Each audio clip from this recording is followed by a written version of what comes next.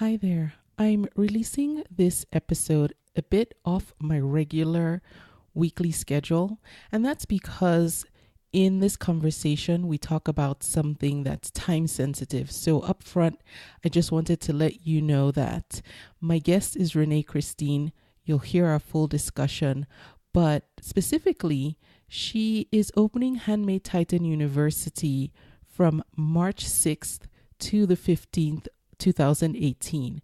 It's only open for 10 days. And so I wanted to make sure I released this and let you know upfront that if you are interested in checking it out, you do have a small window of time, and then you might not have another opportunity until next year.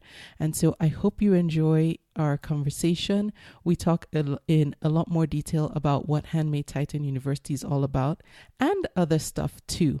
But specifically, I just wanted to let you know that this episode is coming out off schedule as a special release just because of the time sensitivity. And if you're listening to this anytime after March 15th, 2018, I guess next year you can try, but hopefully you are listening to this in good time to check it out. Thank you. Welcome to the Etsy Conversations podcast, featuring inspiring interviews with Etsy shop owners, hosted by Ijama Elazu.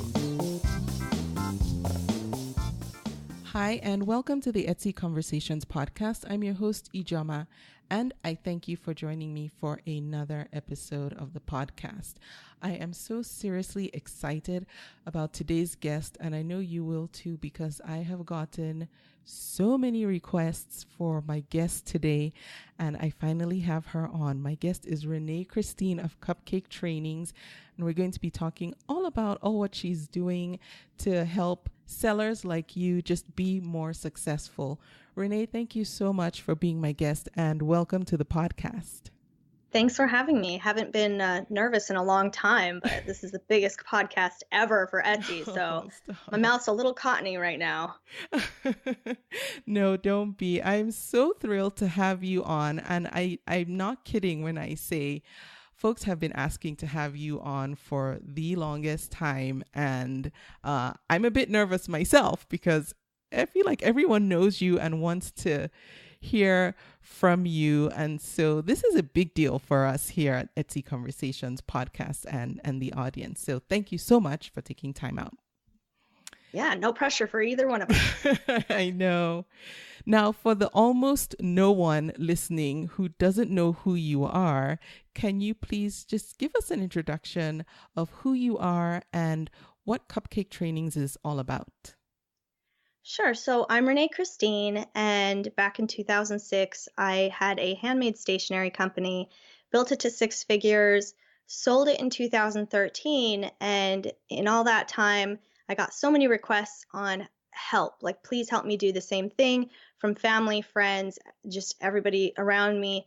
And there just wasn't at that time any resources to point someone to that would actually give someone sound advice that would turn an actual result. Everything I saw online was stuff about balancing work and time, and nothing solid or concrete like building a proper business plan that would produce actual results, as in actual dollars. So I started a YouTube channel in 2012, and since then, now I believe I have like 3.7 million views on it, and that's just kind of where I ended up. I loved your YouTube videos. I think that's how I first found you. And I just remember stumbling on your videos and then just binge watching everything that you were doing because they were just so much fun. How comfortable were you in the beginning, and why did you choose YouTube as your first outlet? So the reason YouTube was, I'm really not sure. And looking back, like I was kind of an idiot to choose it because cameras, I was scared of cameras than pretty much anyone. I had a stuttering problem. I would get in front of the camera and hyperventilate physically. I had PTSD from something that happened to me in college. So the camera kind of like triggered that. and it was just a big mess. I would take like 100 takes of me on video. I hated seeing myself. I hated editing. I would scream at myself on the computer like, you shut up, at myself. It was just absolutely awful for like the first 100 videos. But, like everything else, if you practice it, then eventually it gets easier. And now I'm scared that sometimes I toot on camera or something because I'm so comfortable with it. Yeah. And nowadays, I think from what I'm hearing, video is the way to go. So it's like it was fortuitous because you were ahead of your time then. Do you think it's too late now for sellers to start leveraging the power of video as part of their strategy? I think video, it has there's a window into someone's soul through video more so than anything else, even pictures. You can have an instant connection, and just a face that you can make without any words says more than you can ever do through a picture or a blog post where someone can't read your tone. Yeah. So I think that it's never too late to start with video. In fact, I imagine someday it'll all have to be video or else it'll drown. Yeah. I think we're getting close to that day, actually. Yeah. So now you run Handmade Titan University. Can you tell us what it's all about? Who is it for?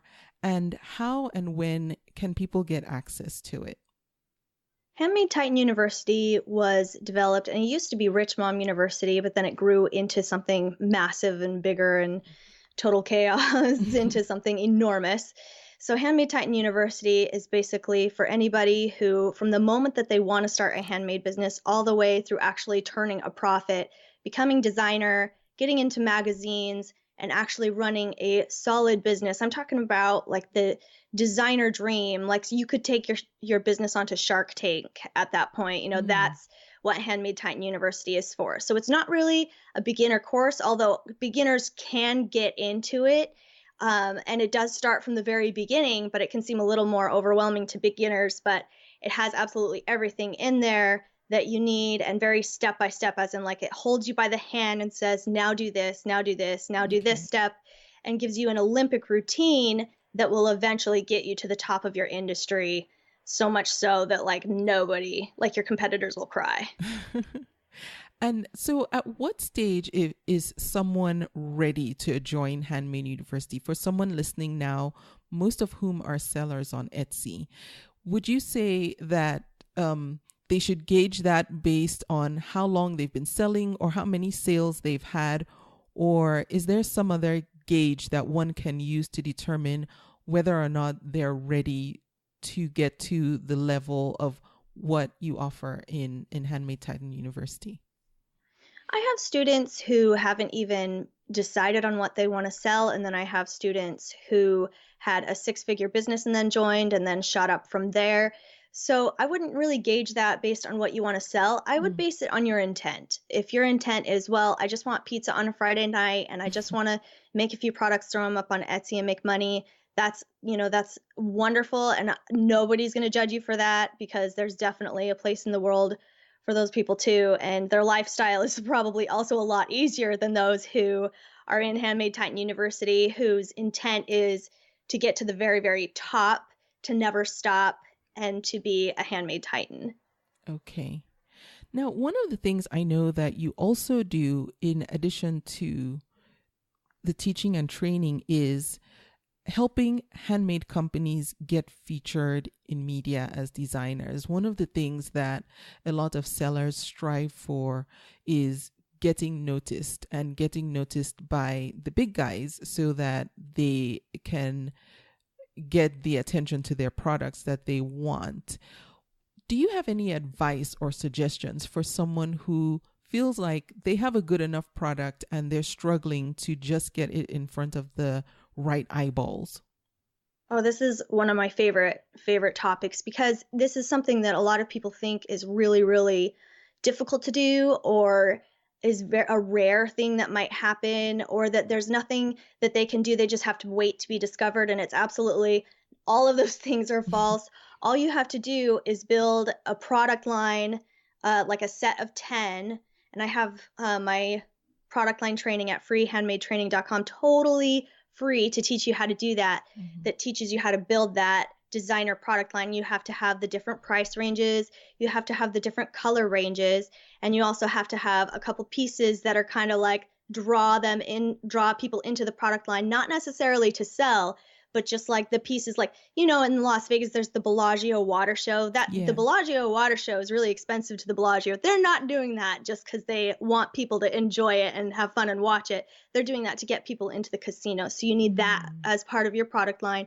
And once you make that cohesive product line, you are like honey and the media is like the bee, and they look for companies like that. So if you have a cohesive product line like that, and then you put out a press release, it's like wildfire, and it happens every time. I've never not seen it happen when somebody builds a solid product line like that, and they're a handmade business. So media, they actually have, what do they call them?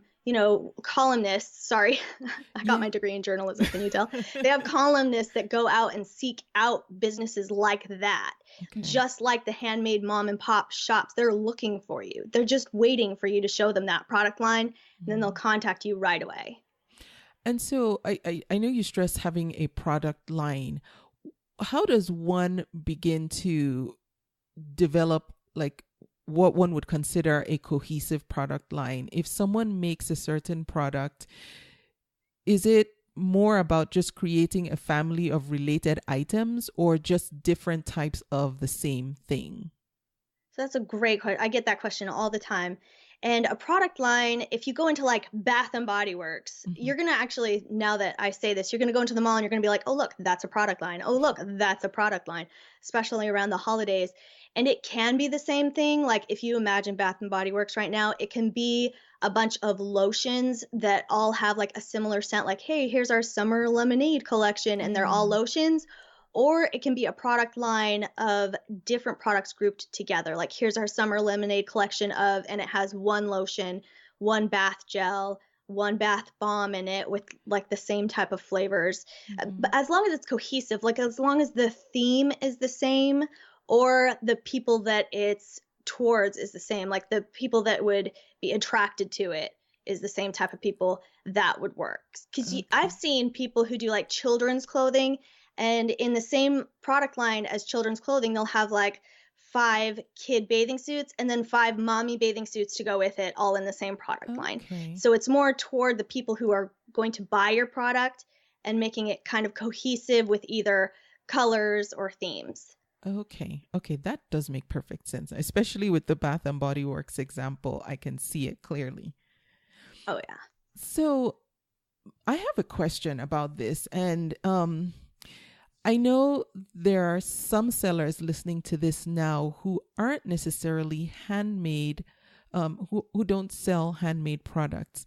Is it possible for a seller of vintage items to create, or I shouldn't say create, but maybe to curate a product line and try and do the same thing? Or is this strictly something that is solely for handmade product developers?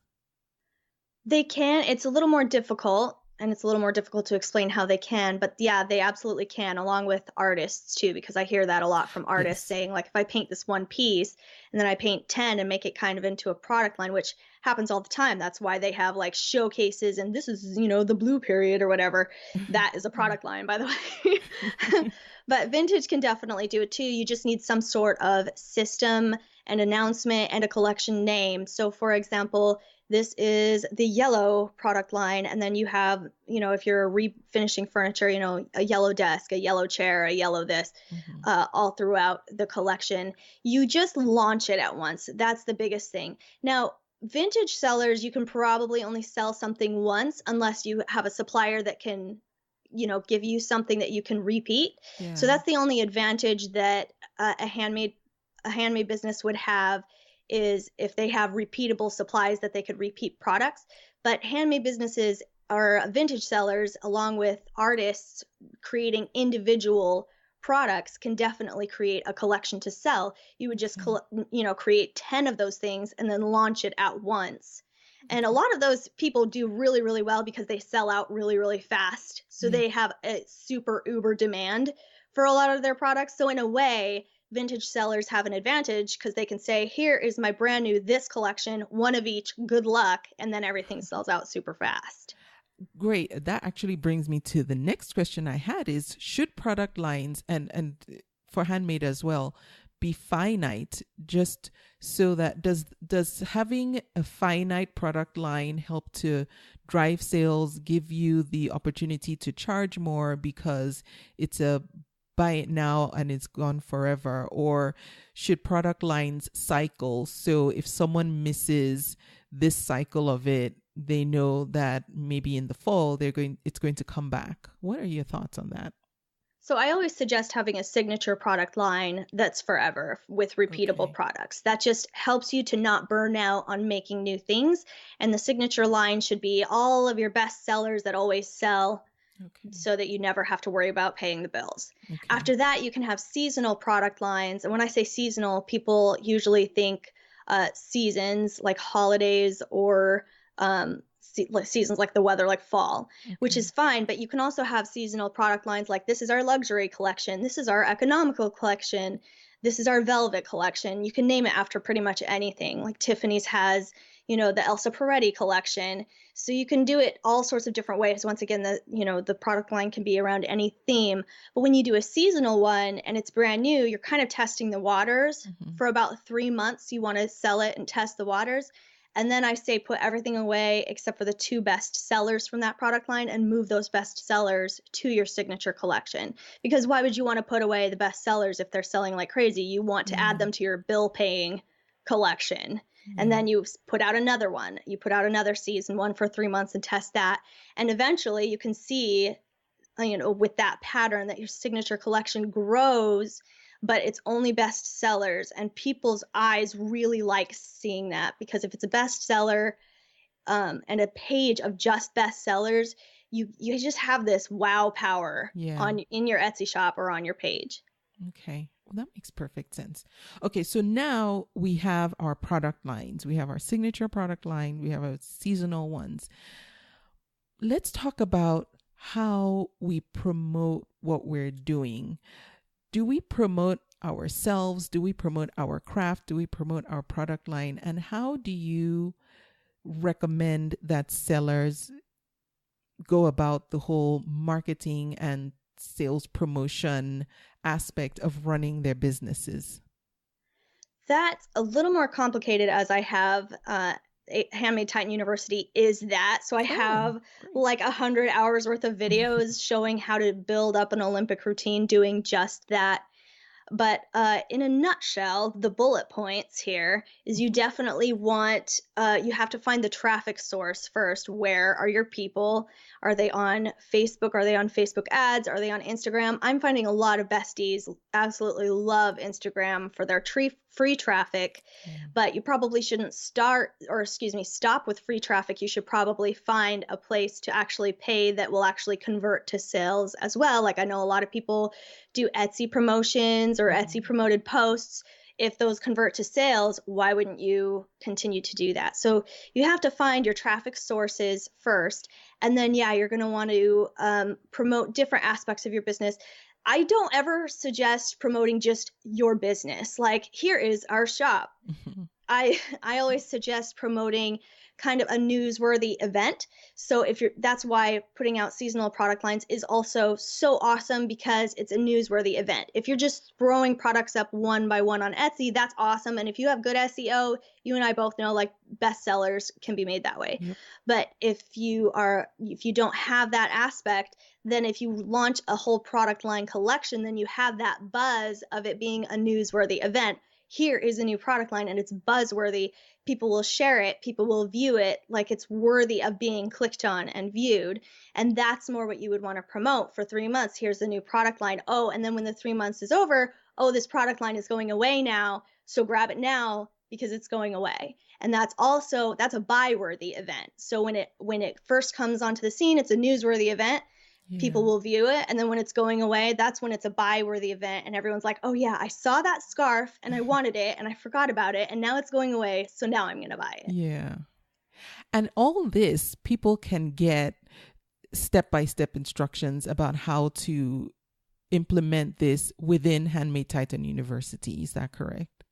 Yeah, it's very like click by click, step by step. Okay, good. All of that. Okay. Now, Renae, in your opinion, I know this social media is a big deal. What specific platform, if any, do you think gives, in general, Etsy sellers the best return on the time they invest in it? I would say Instagram is the one that I'm always hearing about, especially for free traffic, because everybody's always saying, I'm just starting out. I can't afford promoted posts. I can't afford any of that. I would suggest Instagram for that. Although Pinterest seems to be doing really well too, if people can get their hands on it and really dig deep. Instagram's kind of like you could have traffic within a day. Pinterest is a lot more detailed to set up, but if you could do it, it's probably a lot more long-term traffic, and you could also get cheap promoted posts there as well. Okay. All right. So the two mainly visual ones, essentially. That's good to know. Can we talk about time management? Something that I know a lot of creative business owners struggle with. What advice would you give for that person who is struggling to try and do everything? A lot of creative business owners start out alone, and so their marketing, their promotions, their sales, their making. What tips do you have for just trying to stay afloat but stay on top of everything? Well, first of all, you're normal if that's you. Yes. If anybody has trouble with that, you're absolutely normal, because I actually haven't ever heard of somebody who doesn't struggle with the same thing. Yeah. It's kind of part of the big beast of having a business. And I've never heard of someone who owns a business who doesn't struggle with that balance. And once you think you're out of one thing, like I had 2 babies in diapers when I had my handmade business, and I was like, man, I can't wait till they're out of diapers. As soon as they're out of diapers, they're coloring the walls. So it's like a whole other game of like, once you figure it out, then a couple years later, you're in a new phase of your life and you have to figure it out all over again. Yeah. So my biggest tip for that is to network with other handmade business owners through like your podcast or through Facebook groups. Don't be alone, like, commiserate the misery with other people, because that's the only way to get through it. And as you're entering other phases of life, you can ask for help from people who maybe just left that phase. Yeah, that's so helpful. And you're so right. It does help to talk things through with other people and know that you're not alone. I know there are some times where I just feel like, how is everyone else doing it? How are they able to put all these pictures up on social media where they're smiling? And I feel like I just want to pull my hair out because I haven't gotten 2 things done that I wanted to get done. Same. Now, in general, you've been around Etsy sellers a lot, or within the community. What are some of the most common mistakes you see sellers making, or even if they don't sell on Etsy, but people who run creative businesses? What are some of the most common mistakes we tend to make when we're trying to just do it? I would say guessing and stubbornness.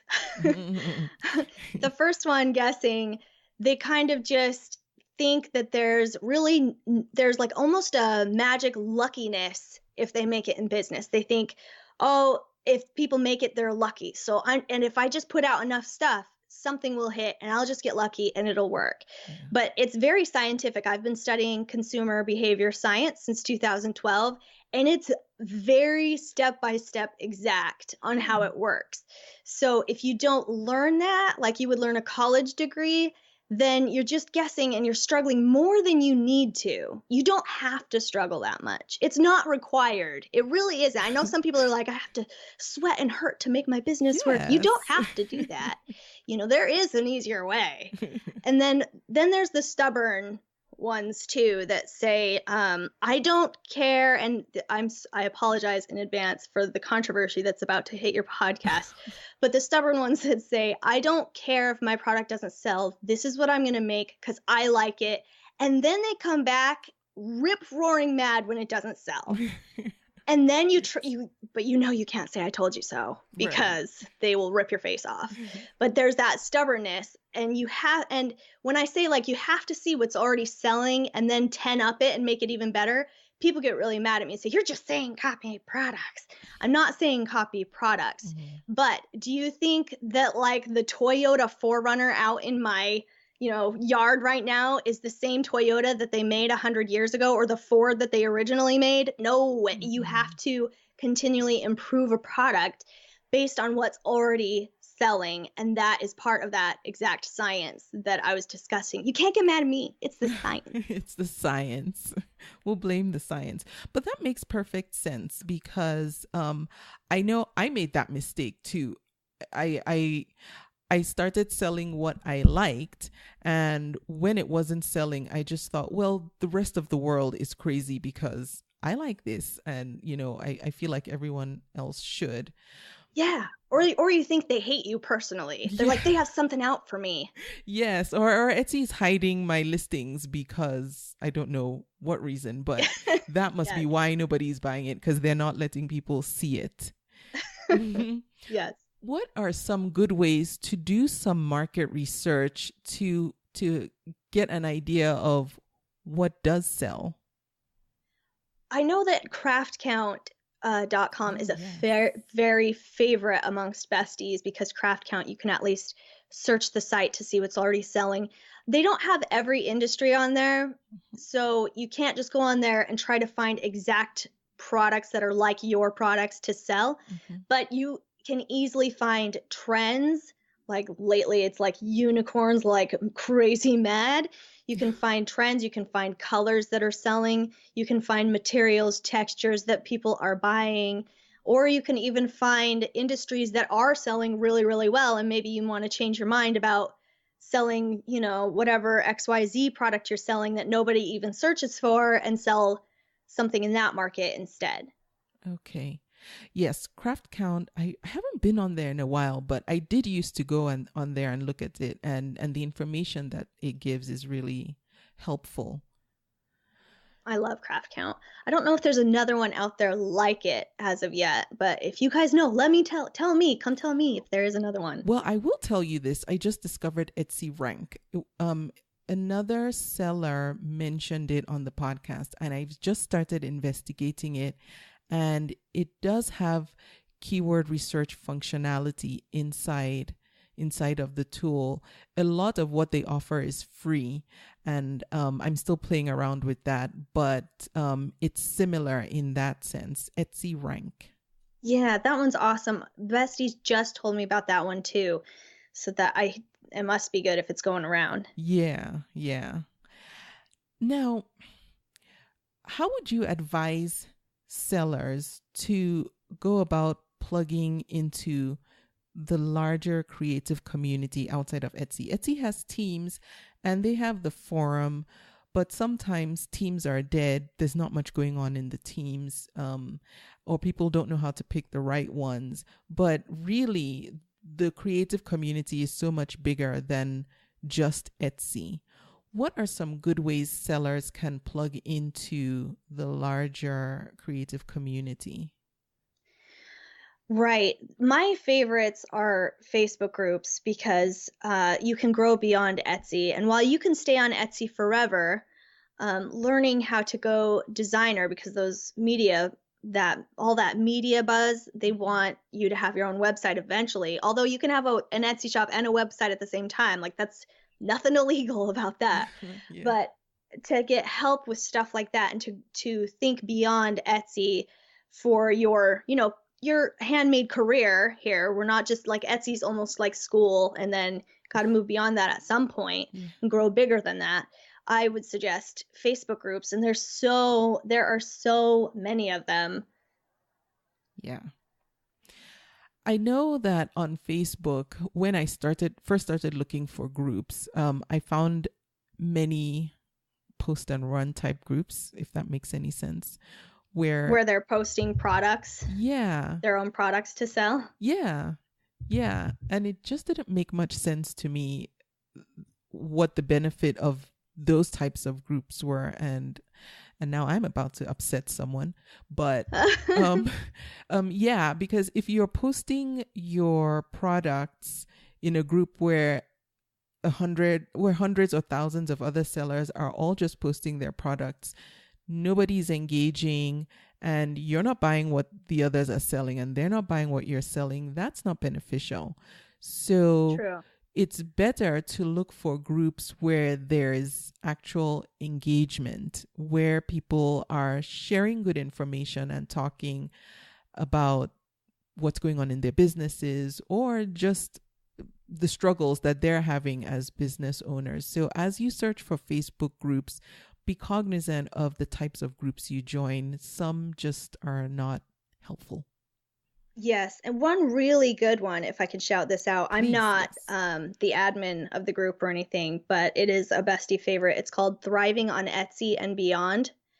If you search Thriving on Etsy and Beyond in Facebook, that one's really, really good. Yes. People don't just post all their products. They actually talk about, I know your podcast is mentioned in there a lot, and different coaches they follow and different trainings that are their favorite. And they commiserate their time balance too in there. So that's probably what you should be looking for. Look for those who are commiserating their time balance problems.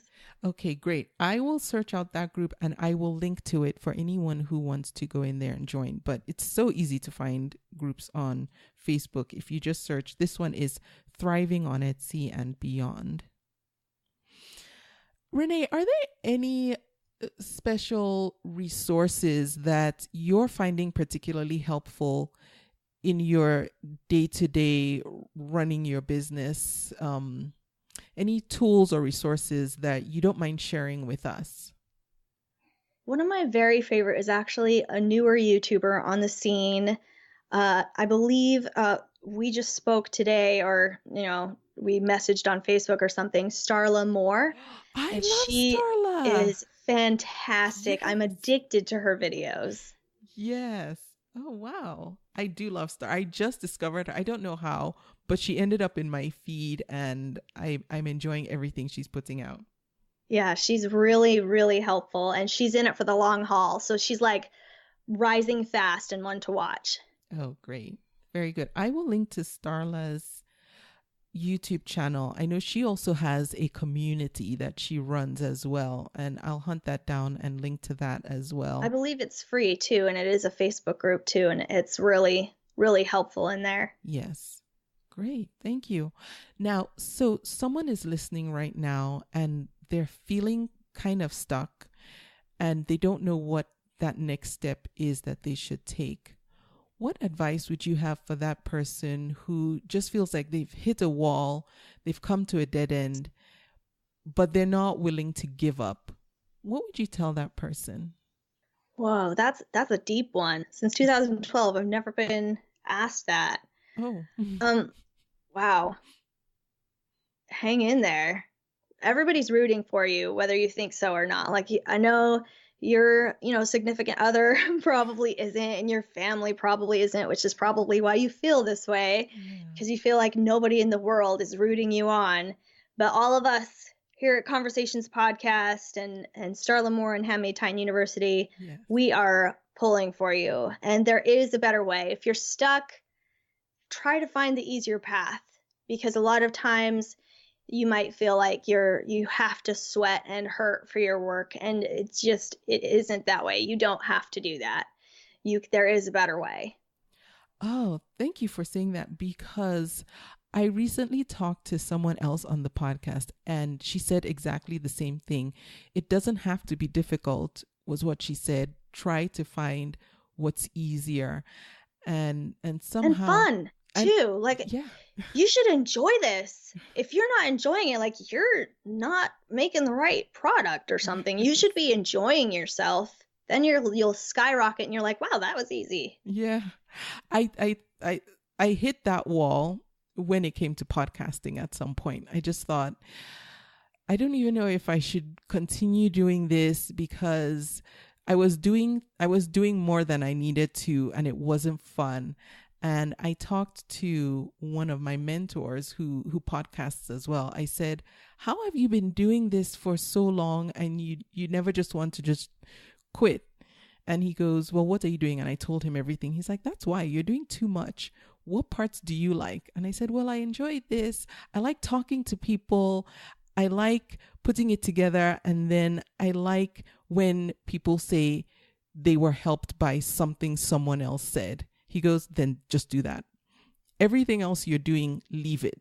Just drop it all." And I was like, "But everyone else is saying you have to do this and he goes, "Nope. If it's weighing you down, then get rid of it." And I think for 2018, I'm going to apply that to so many other things I'm doing, because if it's not fun and it's not easy, there's no point. Absolutely. And I'm sure I can speak for all of your listeners that says you're not allowed to leave. So figure it out. Thanks, Renae. Renae, if anyone wants to get in touch with you, if they want to find out more about Handmade Titan University, what's the best way they can connect with you? They can go to cupcaketrainings.com, and I have different things on there depending on where people are starting from or they are at in their business. Or you can go to handmadetitanuniversity.com if you're interested in that, since that'll be closing soon. Okay. And I will link to both of those sites so you can easily get to them if you come to the show notes for this episode, or just go directly to them. And there was something else I was going to say and my mind just lost it. We can just tell jokes. I have to say, now I remember. Thank you so much for being so generous with the information that you freely share. I have to say, you're one of the people I learned so much from. And I kept saying, how does she make a living? Because she's giving so much information away for free. So on behalf of myself and everyone else who has benefited from all the free trainings that you offer, thank you. Oh my goodness, I'm blushing. Thank you. But I know that everybody feels the same way about you and your whole community that you've made and kept it alive for so long. Thanks, Renae. And I will, like I said, I will link to Handmade Titan University. And just so everyone knows, and Renae, I hope you're okay with me saying it, you only open this university once a year, and then registration closes for a year. And for 2018, the last day the registration window is, I know it's just 10 days. Do you mind sharing what those 10 days are and what the cutoff is? Sure. So opened March 6th and closing March 15th is the last day. You can get in on that. Okay. And this isn't a gimmick. I know there are some marketers that will say, "Oh, it's, I'm only doing it for this amount of time and then it's gone." And then, in a month or so you get an email. Well, by popular demand, I reopened it. This is serious. It's just annually, once a year. Sometimes I will send a private invitation to somebody because I get a lot of complaints. Like if someone joins my email list in May or something, and they didn't even hear about Handmade Titan University, every once in a while, I will group people into people who have never heard of me before and give them a one-time, like, you have 2 days to get in. Okay. But that's super rare. And if you've heard of me, you are right now, that's not you. Yeah, I was going to say, if you're listening to this now, you're probably not going to get that email. So I will link again to where you can get information for information about Handmade Titan University, what it's all about, and how you can get access to it. I am so grateful to have had the opportunity to talk with you, Renae, and I know that everyone who's been asking is happy to. Thank you so much for taking time out of your schedule to join us on the podcast. And I really hope we can do this again down the road. Absolutely. It's so fun. I love talking to you, and I love your audience. So anytime. Thank you. And thanks for having me. You are so welcome. I thank you for listening to the podcast. I will be back next week. Thank you for listening. You can subscribe to the podcast in iTunes, and while you're there, please leave a review too. Visit convome.com to leave a comment or feedback on this episode.